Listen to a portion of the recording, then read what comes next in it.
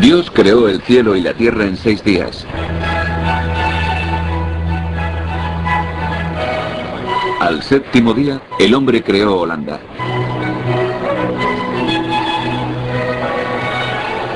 Sin embargo, a principios del siglo XVII, la avaricia estuvo a punto de destruir la economía de la nación.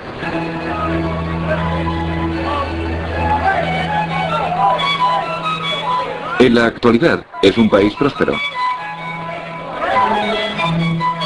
Ciudades como Ámsterdam rebosan vitalidad y bienestar económico. Las lujosas tiendas de la ciudad exhiben sobriamente sus artículos con los que muchos sueñan.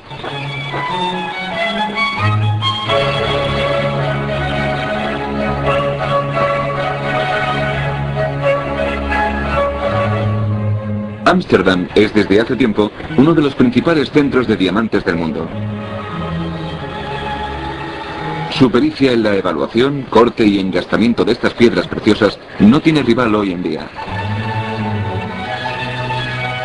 Gemas que pueden alcanzar los $200.000,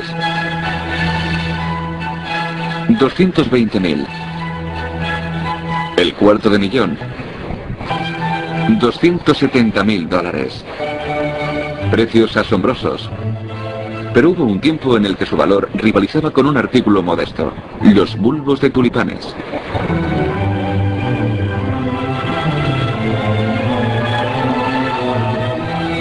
Es una crónica increíble en la que los accidentes históricos y geográficos, los hombres de letras y los necios, la casualidad y el ansia insaciable del hombre desempeñaron un papel en un comercio que acabó humillando a toda una nación.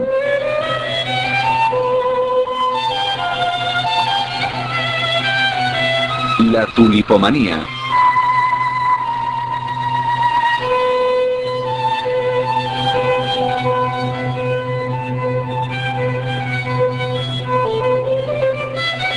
La primavera en Holanda es una profusión de colores.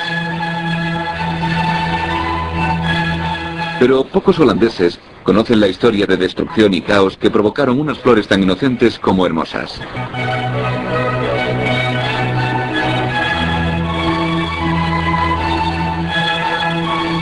Los 2 millones de turistas que acuden anualmente a los jardines Keukenhof se quedan maravillados con los colores y las disposiciones florales, ignorantes felices del oscuro y siniestro pasado del tulipán.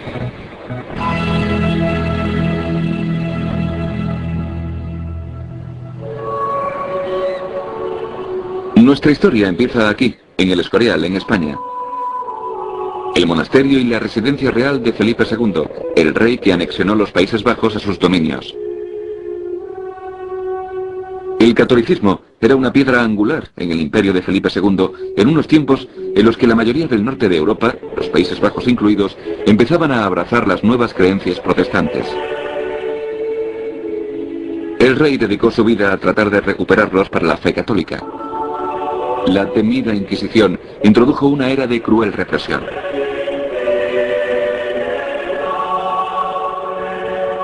El Escorial hizo oídos sordos a las protestas procedentes de sus posesiones septentrionales. La rebelión no se hizo esperar. Las provincias unificadas encontraron en Guillermo de Orange un dirigente apto para liderarlas.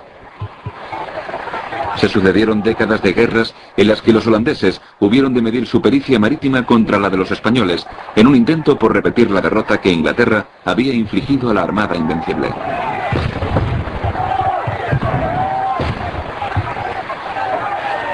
Al final, las provincias unificadas obligaron a los españoles a claudicar. En 1609 se firmó una tregua. Esta marcó el comienzo efectivo de la independencia holandesa. La formación y el éxito de la BOK, la Compañía Holandesa de las Indias Orientales, compartía la confianza derivada de la independencia.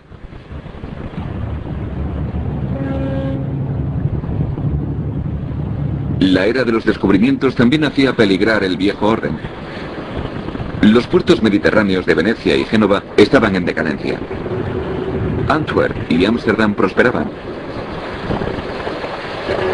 El comercio con Oriente estaba generando gigantescos ingresos y una creciente clase de comerciantes dormía tranquila sobre sus nuevas fortunas en sus casas solariegas. Tenían dinero para gastar a expuertas y lo hacían espléndidamente en artículos estéticos.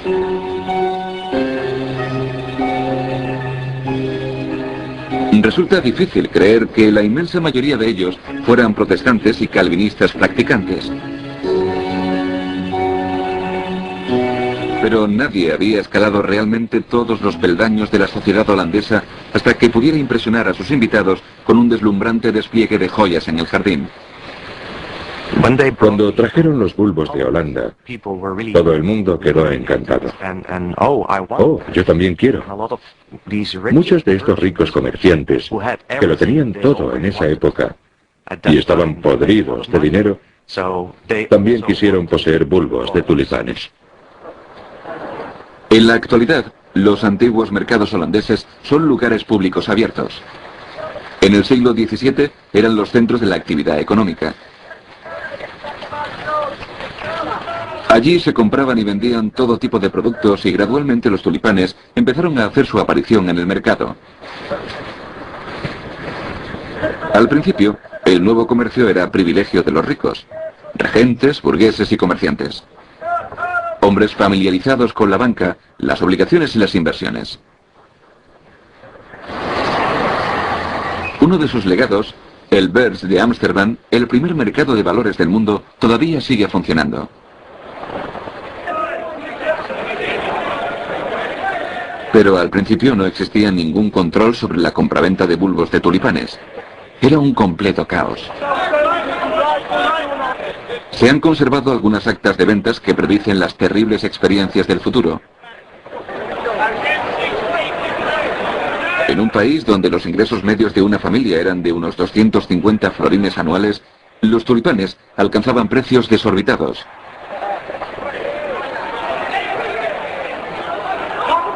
El periodo de prosperidad duraría 6 años aproximadamente, conforme cada vez más inversores se veían atraídos por el negocio. El colapso se produjo en 6 días, al producirse una retirada general de los inversores. Todas las clases sociales se vieron afectadas por lo que había empezado como una vanidad de los ricos.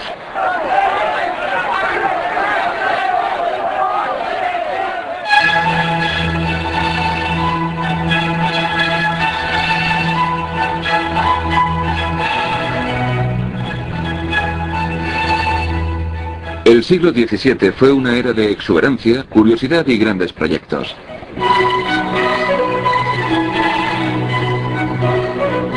Los jardines y las flores eran parte de esta extravagancia, pero solo los ricos podían permitirse un estilo de vida que suponía mantener un enorme número de sirvientes, incluidos jardineros. Las clases altas, como sucede siempre, codiciaban la posesión de símbolos de su estatus social. Ahora son los Ferraris, el yate en Cannes, el jet privado. Entonces eran mansiones, jardines y flores, sobre todo las flores exóticas. Ninguna parisina a la moda salía a la calle sin un ramillete de flores exóticas. Los caballeros también se adornaban con flores.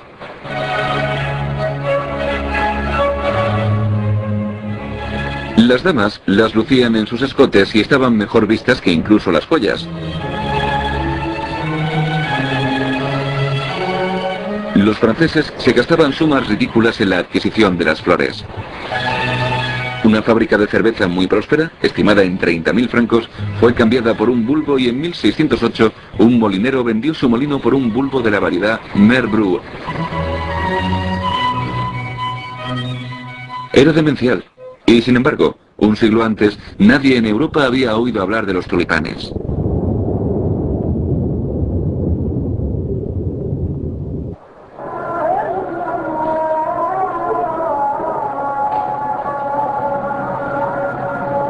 La primera referencia que nos llega de esta flor asiática procede de Anatolia, la actual Turquía, el puente entre Asia y Europa.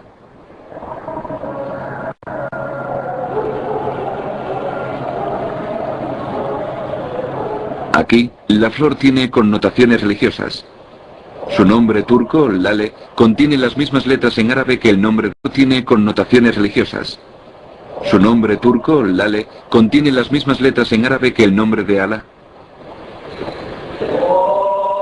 En el próspero Imperio Otomano se las apreciaba y veneraba por su belleza sencilla y decoraba las paredes de los majestuosos palacios y mezquitas de Estambul. En una tierra donde las imágenes de Alá están prohibidas, el tulipán era una flor adecuada para decorar las vidrieras cromáticas. Las magníficas cerámicas de Ifik de la época son testigos de los colores y la modestia de esta flor, ya que cuando el tulipán está en todo su esplendor, inclina la cabeza hacia su creador.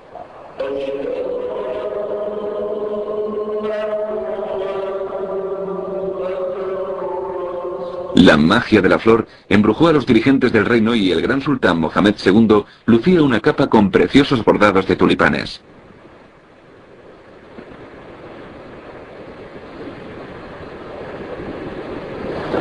También los encontramos en las paredes de los bazares y en tantos otros productos que se venden aquí.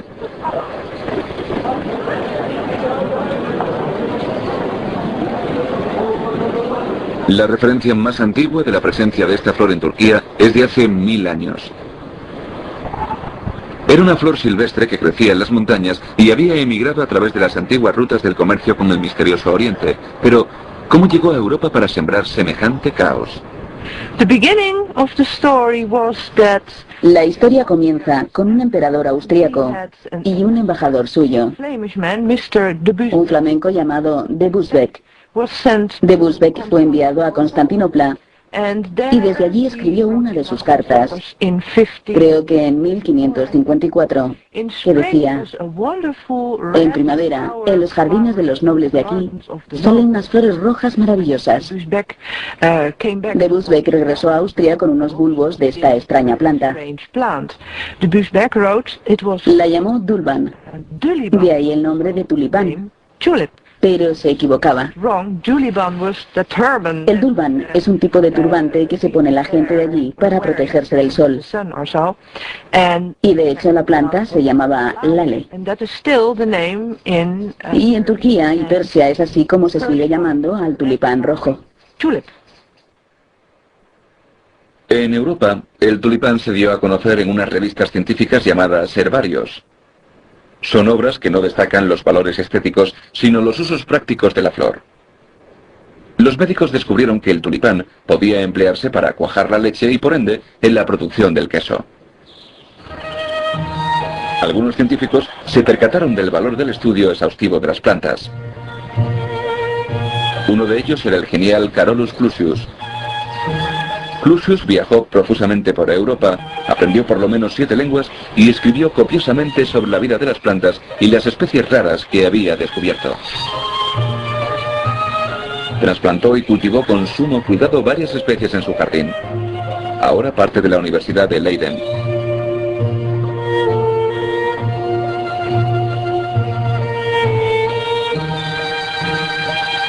Clusius, quien está considerado por muchos el primer verdadero botánico, enseñó a un vasto número de colegas afines. Su sed de conocimiento no tenía límites, y entre sus amigos se contaba el embajador de Busbecq, que había vuelto recientemente de Turquía con sus bulbos de tulipanes.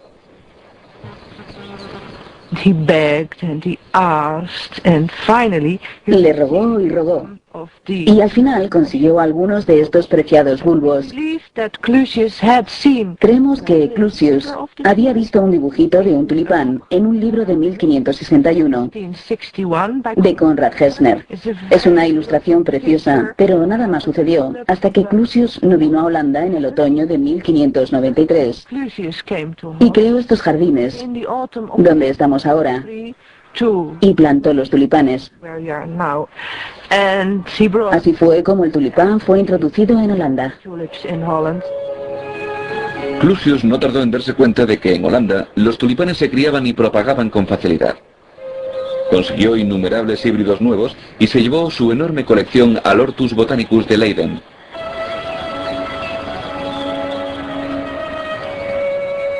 Guardaba celosamente su colección y no renunciaba a una sola flor o bulbo.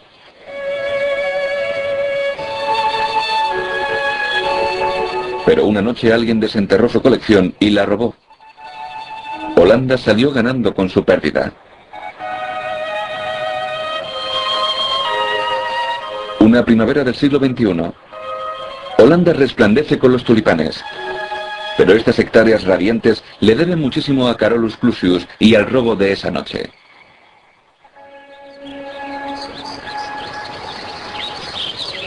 Nunca se averiguó la identidad de los ladrones, pero consiguieron dar a conocer al país un hermoso tesoro que había permanecido oculto en un solo jardín. En esa época nadie podía haber predicho las terribles consecuencias de semejante acción.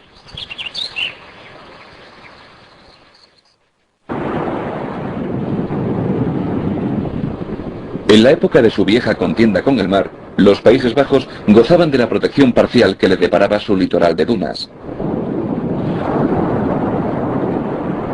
Este suelo, rico en arena, resultó para el cultivo de los tulipanes. Y Haarlem, la segunda ciudad más grande de Holanda, era el segundo centro de este cultivo. La riqueza generada por el comercio produjo un aumento en la demanda del tulipán y otras ciudades se sumaron al ejemplo de los viveros de Haarlem. Alkmaar, Hoorn, Delft, Leiden, Rotterdam, Lisse.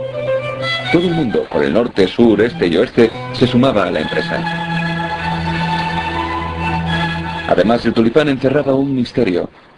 Una simple flor monocromática puede transformarse en una fabulosa flor multicolor, con rayos de intensos colores contrastantes. Nadie podía explicarlo, pero sucedía. Esto introdujo el factor del exotismo. Tiempos de prosperidad, seguidos del caos.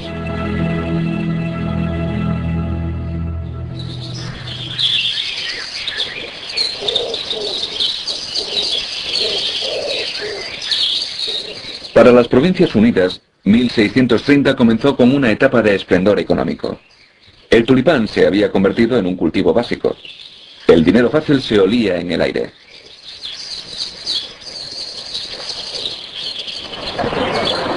La pequeña ciudad de Hoorn ya era una ciudad próspera gracias a sus conexiones marítimas con Oriente y a la Bok.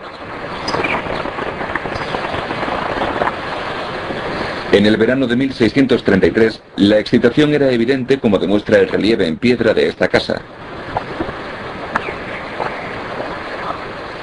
Aquí se vendió una rica propiedad por 3 de los tulipanes más raros, los multicolores.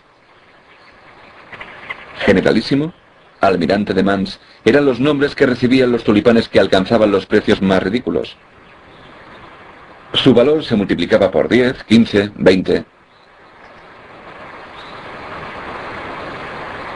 Pero nadie podía resolver el misterio de por qué algunos tulipanes mudaban su apariencia de este modo. Muchos lo intentaron, e incluso el gran botánico Clusius batallaba con el problema, pero nadie conocía la respuesta. Lo probaron todo. Les pareció que si los empapaban en un vaso de un buen vino. Los tulipanes eran muy caros, así que un vaso de buen vino no era gran cosa. A lo mejor salía un tulipán de un rojo vivo. Pero, por supuesto, no funcionaba así. Y probaron a plantarlos en estiércol de cerdo, en estiércol de caballo y todo eso. Probaron a hacer cortecitos en los bulbos para ver si esta era la manera de producir flores rayadas de colores intensos. Pero, por supuesto, no tenían nada que ver con todo eso. De manera que cada primavera corrían a los campos para ver qué salía ese año. Era una cosa muy rara. Era una lotería, y la posibilidad de producir un híbrido multicolor sumamente valioso.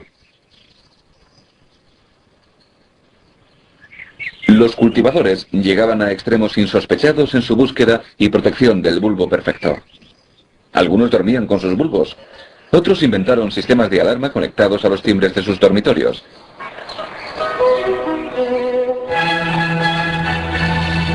De un lote de 100 tulipanes, tal vez uno mudaba su apariencia y surgía a la primavera siguiente como una flor de un color y una intensidad muy apreciada.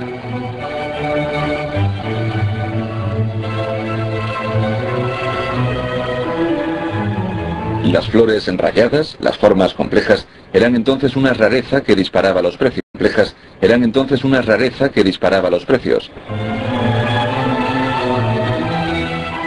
Pero el ganador invicto fue el asombroso Semper Augusta.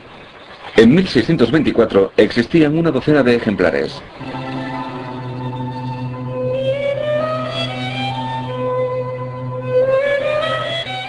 En Ámsterdam cambiaron una sola de estas flores por una de las residencias más caras de la ciudad.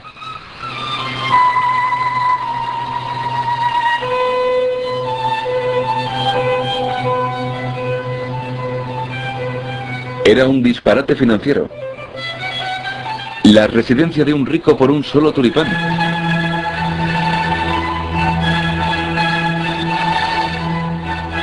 Un coleccionista anónimo holandés era el propietario de todos los Semper. Cuando la oferta pasó de 1.000, 2.000 y hasta 3.000 florines, este coleccionista se negó en rotundo a venderlos y tan solo se deshizo de un bulbo. Para desgracia suya, el bulbo produjo 2 vástagos. Podía haber ganado muchísimo más. Una vez que tenías una variedad cromática muy intensa o rara, entonces podías cultivarla utilizando bulbos más pequeños, lo que llamamos clones. Porque son idénticos. Eran vástagos del bulbo madre, no semillas que se han producido por polinización. Pero los bulbos del Semper produjeron muy pocos vástagos. Se propagaban con mucha lentitud y, en consecuencia, siguieron siendo los más escasos. Y fue precisamente esta escasez lo que hizo enloquecer a hombres de negocios sensatos. Este enorme interés por los tulipanes dio como resultado un boom inversionista. Todo el mundo, todas las clases sociales querían invertir en este negocio. Querían beneficios fáciles, dinero fácil. Y por supuesto la situación se descontroló.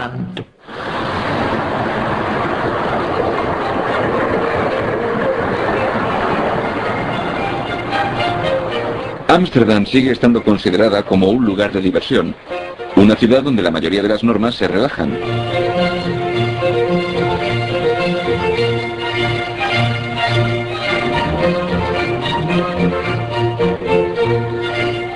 Y a los holandeses siempre les ha gustado su cerveza. En el siglo XVII, en Ámsterdam había no menos de 5 tabernas por cada 100 habitantes. El creciente comercio de los tulipanes desempeñó un papel ritual en el florecimiento de esta cultura de bar. Era aquí, en las tabernas, no en la recién creada bolsa, donde tenían lugar los tejemanejes especulativos.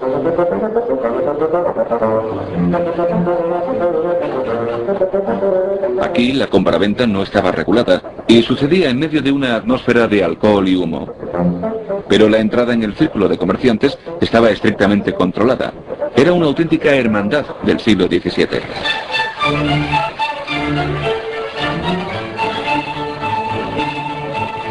Todo futuro comerciante tenía que afiliarse primero a un colegio, a la cerrada compañía de los floristas, que tenían su base en las tabernas. Una vez aceptado, se apuntaba su nombre en una placa y entonces ya podía vender sus tulipanes como mejor le pareciera. Había 2 métodos. El primero, el comprador y el vendedor escribían sus ofertas. 2 mediadores, elegidos por mutuo acuerdo, sugerían un precio justo y al final, después de regateos, se cerraba el trato.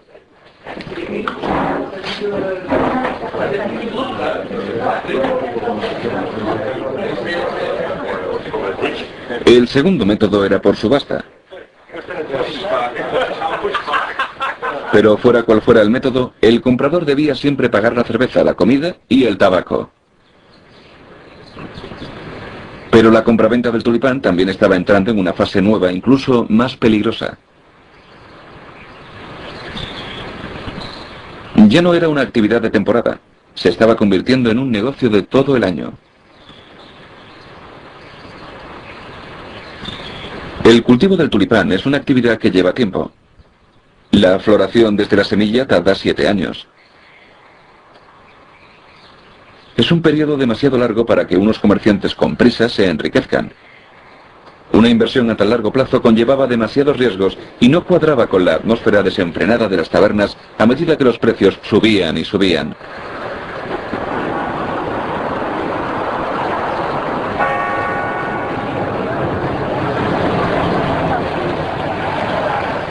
Un almirante Van Heusen se vendía por 3.400 florines, el salario de 15 años de un artesano holandés bien pagado.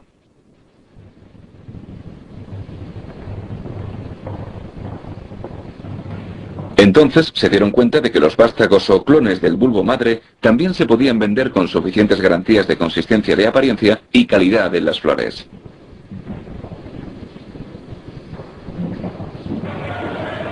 Pero incluso mejor, se podían vender aún cuando todavía no se habían recolectado. ¿Para qué esperar 7 años?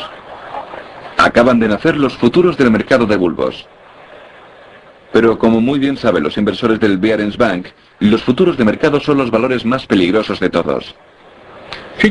La compraventa de futuros es un ingrediente necesario en toda economía saludable porque tanto los productores como los revendedores quieren cubrirse las espaldas en el caso de posibles cambios futuros en los precios, sobre todo cuando sus productos están sujetos a fluctuaciones o aumentos en el precio muy marcados, como sucede con los tulipanes. De manera que fue algo natural que surgiera el mercado de futuros de tulipanes en cuanto el mercado evolucionó hacia la producción futura de artículos que aún no existían, ya que estaban todavía en el campo. Se convirtió en un negocio peligroso en el momento en que entró gente que no sabía lo que hacía y que no supo cubrirse como era debido.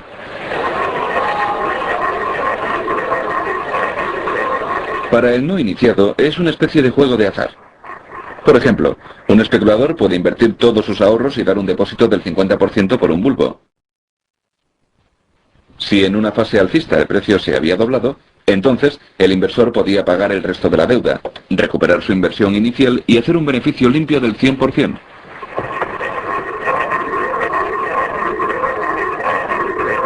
Sin embargo, si el inversor se lo jugaba todo y el bulbo perdía la mitad de su valor, entonces perdía todos sus ahorros y además incurría en una deuda por el resto.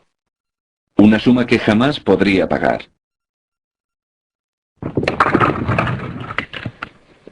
Este tipo de mercado en Holanda se llamaba windhandel, literalmente el negocio del aire. Es peligroso pensar que se puede hacer mucho dinero con productos vivos. Dependes de todo tipo de circunstancias que pueden producir desastres en los cultivos o todo tipo de enfermedades. Es decir, es un organismo vivo. Es un poco más complicado que un diamante. Y, en mi opinión, esa es la razón de que la gente no se diera cuenta del riesgo que corría.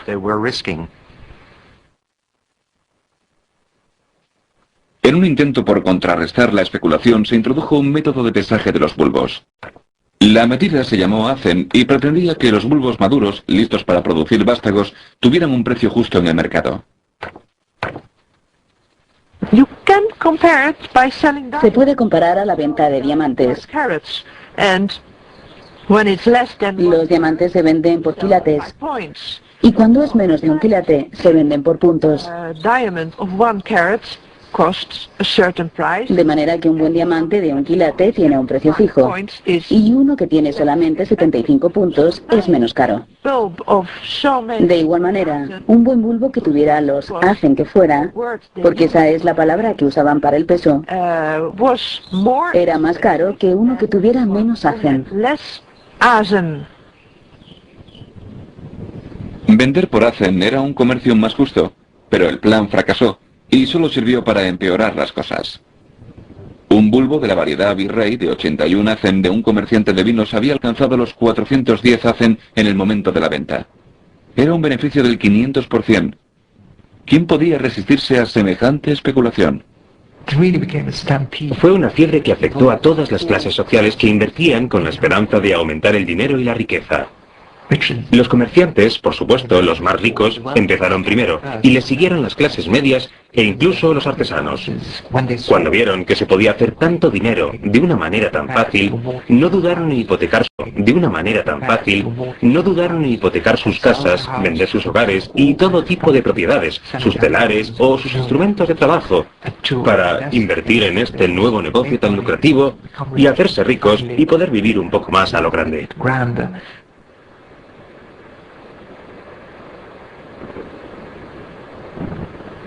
Flora, la diosa de las flores y la protectora de las prostitutas, sostiene una balanza que se inclina del lado de un bulbo Semper, no del de las piedras preciosas, lo cual nos da una idea de su extraordinario valor.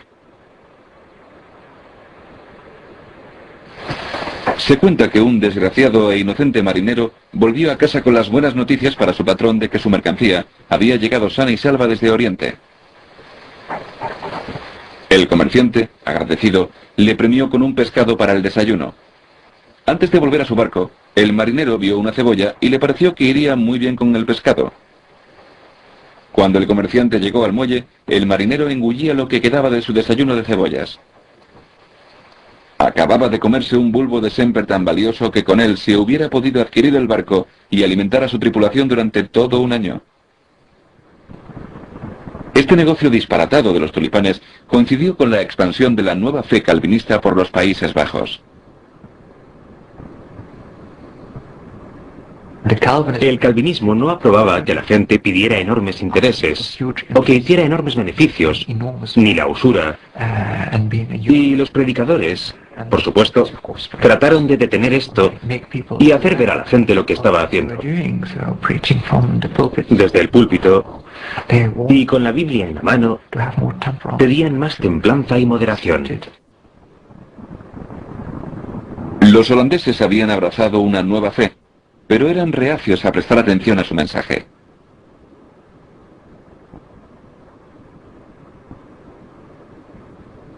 Algunos lanzaban advertencias. Esos predicadores calvinistas dejaban caer su cólera sobre una congregación numerosa pero sorda. Les advertían que Dios se vengaría y mandaría una plaga sobre ellos. Esta profecía, a imagen de las del Antiguo Testamento, trágicamente se haría realidad.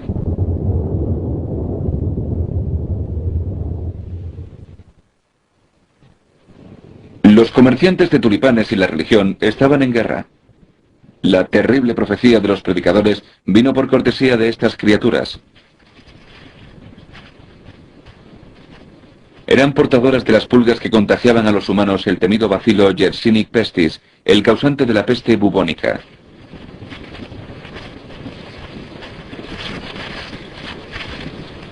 Desde que la peste negra azotara a Europa por primera vez en la Edad de las Tinieblas, la plaga había aparecido intermitentemente. Pero la epidemia que azotó a los Países Bajos en 1636 fue especialmente mortífera y diezmó a la población. Irónicamente, la tulipomanía aumentó. La Edad era consciente de la fragilidad de la existencia humana, y numerosos artistas emplearon estas flores para representar esa fugacidad. La enfermedad dio lugar a una actitud despreocupada y la falta de mano de obra hizo aumentar los precios. El número de especuladores se multiplicó. Albañiles, carpinteros, maestros de escuela, demoledores. Todo el mundo quería subirse al carro. Nadie se resistía al hechizo de los tulipanes.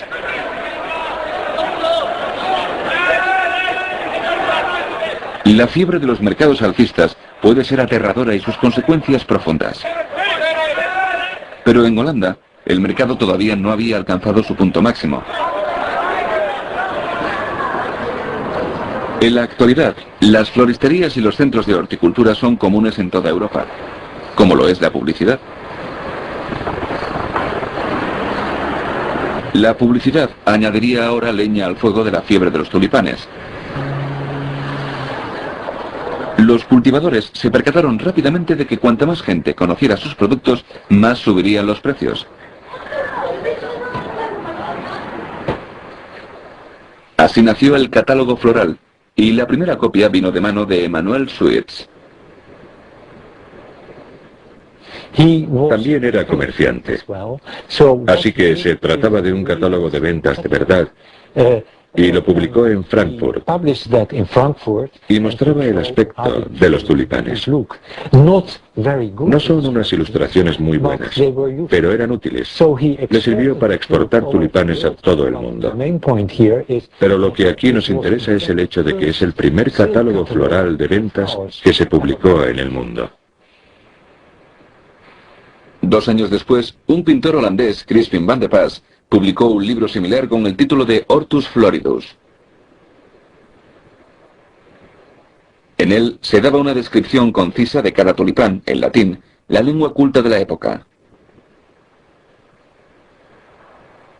Los libros se convirtieron rápidamente en un éxito de ventas y no pasó mucho tiempo para que los cultivadores acudieran a pintores holandeses mal pagados para que ilustraran sus catálogos con dibujos a color. Eran colecciones de acuarelas de varios artistas reales de los tulipanes que vendían los cultivadores aquí, en Holanda. Algunos tienen unas ilustraciones muy bonitas, a veces de artistas bastante famosos, como Judith Leister. Normalmente había un tulipán por cada hoja, por página. Si había texto, era por lo general el nombre del tulipán, y a veces el peso del bulbo. Entonces, los consideraban meras ilustraciones, pero si observamos los precios de los libros de tulipanes o las ilustraciones de hoy en día, los mejores libros de tulipanes pueden alcanzar precios en subastas de hasta $500,000 de libras, o algo parecido. Eso pasa. El creciente número de catálogos florales no hizo otra cosa que elevar los precios de los tulipanes incluso más. Era una fiebre. Una fiebre cuyo fin desastroso era inevitable. 1637. El mercado alcanzó el máximo aquí, en la plaza de Alkmaar. Un ventero de la ciudad, un tal Wouter-Winkel, era propietario de una colección de tulipanes de una gran rareza. Su muerte repentina puso a sus 7 hijos bajo la tutela del orfanato de la ciudad. Antes de que robaran los tulipanes y que los hijos de Winkel perdieran todo, era necesario hacer algo. Para garantizar el futuro de los niños, los directores del orfanato organizaron una subasta de la colección de bulbos de su padre. La mañana del 5 de febrero las calles se abarrotaron de comerciantes que acudían al nuevo Dollen y a la subasta. Las actas de la operación se han conservado y dan fe de una historia asombrosa. El lote de 99 tulipanes alcanzó ese día un total de 90.000 florines. En dinero actual, equivaldría a $10 millones. La venta se produjo justo a tiempo. Al día siguiente, salió a la venta medio kilo de bulbos Krunen & Schuster blancos con un valor de 1.250 florines. No hubo interesados. La burbuja había estallado.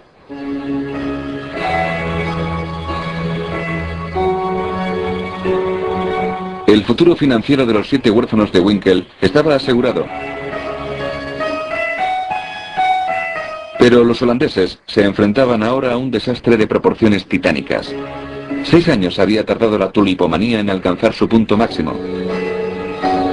Tardó solo 6 días en producirse el colapso.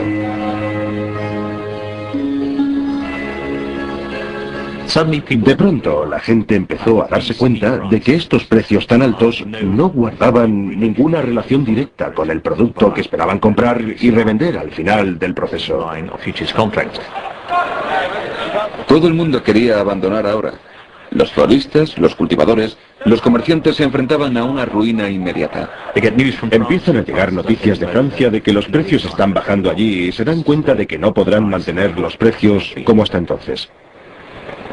Era el windhandel, el negocio del aire. De pronto, debido a los rumores que alcanzaron a otras ciudades, se produjo una desbandada que provocó una crisis y unos problemas enormes para la gente que se había dedicado a la compraventa de tulipanes.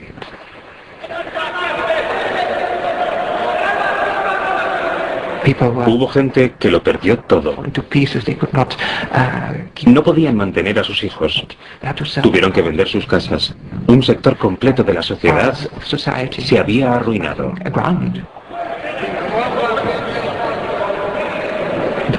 El problema Completo de la sociedad se había arruinado.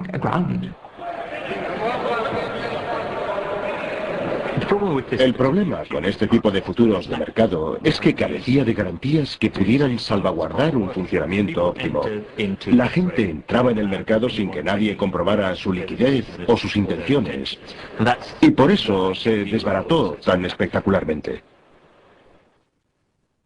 El factor de la escasez, que había disparado los precios de flores como la variedad Semper y otras, quedó relegado a un mero capricho de la naturaleza, y el autor indirecto de esta primera gran crisis en la historia fue esta criatura, el pulgón común. Hubo que esperar al siglo XX para que se resolviera el misterio en el centro de investigación John Innes de Norwich, cuando en 1928 la doctora Dorothy Cayley descubrió la razón de la aparición de los bulbos multicolores o rayados en términos botánicos. Hizo varios experimentos. En uno cogió un bulbo infectado y uno sano. Como ven, el infectado es más pequeño que el que está sano, lo cual es un síntoma de algún tipo de enfermedad. Esterilizó la superficie de los dos y sacó una muestra del bulbo infectado que introdujo en el que estaba sano. Y más o menos entre un 25% y un 30% de los bulbos anteriormente sanos mostraron síntomas de enfermedad. Por supuesto, también hizo controles insertando muestras sanas en otros bulbos sanos y no se produjo ninguno de estos síntomas de rayado.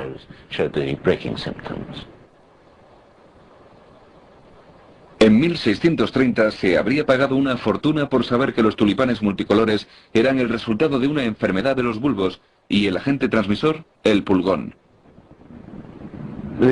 El virus lo transmite en la naturaleza los afíditos, el pulgón. Estos adquieren el virus cuando se alimentan brevemente de un bulbo infectado y traspasan el virus a un bulbo sano cuando se alimentan de este.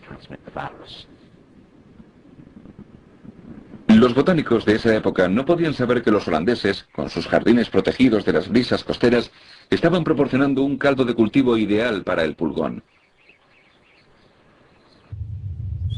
Parecía que hasta la madre naturaleza, por medio del pulgón, había desempeñado su parte en uno de los desastres financieros más grandes de la historia.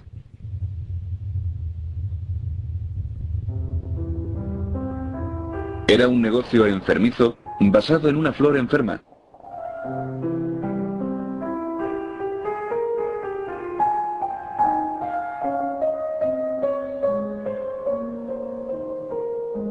Los libros de los auditores que se han conservado revelan el caos de la quiebra. Este de Alkmaar incluye los ciudadanos de esa ciudad que se declararon en bancarrota y entre ellos encontramos a varios directores del orfanato. La complicada escritura de los ricos y cultos desentona con las torpes cruces de los analfabetos.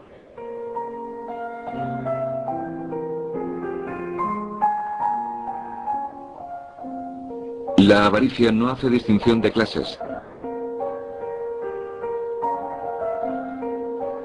Los tribunales resonaban con el clamor de los hombres desesperados. Habían aprendido la lección demasiado tarde. Hubo gente que intentó hacer valer sus garantías y trató de reclamar el cumplimiento de los contratos. De manera que todo el mundo acudió a los tribunales y estos se vieron desbordados con litigios relacionados con la compraventa de los tulipanes.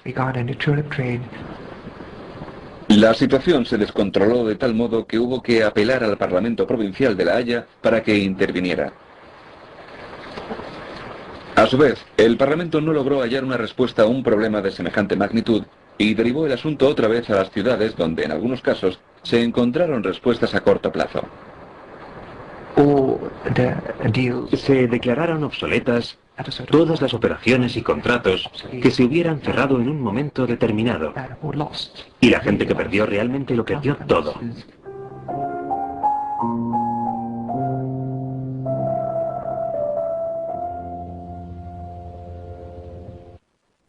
Era inevitable que a la crisis le siguiera un odio intenso por la flor.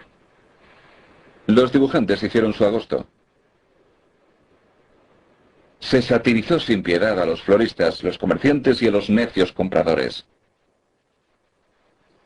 La diosa Flora no era más que una fulana. El comercio del tulipán, un comercio del diablo. Algunos pintores famosos utilizaron el motivo, por ejemplo, Van de Pas, en su Carro de los Necios. Los humoristas copiaron dichas obras y añadieron sus propias escenas, crudas pero elocuentes, para recordar a sus lectores que la Flora de los tiempos romanos se había vendido al mejor postor.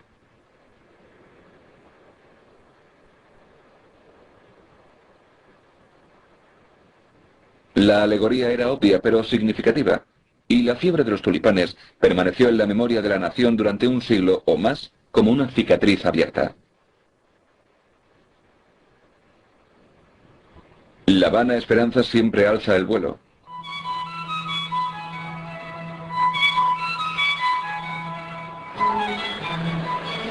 Pero los holandeses eran perseverantes y con los años, aprovechándose de la gran ventaja que les proporcionaba la enorme experiencia de los cultivadores pretéritos, han reconstruido el negocio de las flores.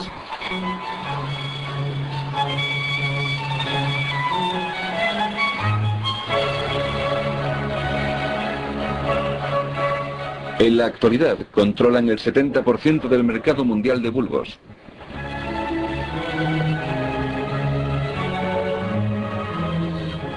Aalsmeer tiene la sala de subastas de flores más grande del mundo. 19 millones de flores y plantas se venden allí diariamente.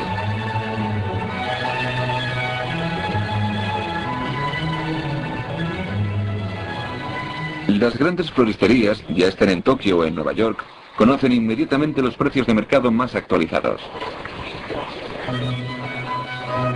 Se pueden evaluar los precios del mercado y pujar tan solo apretando un botón.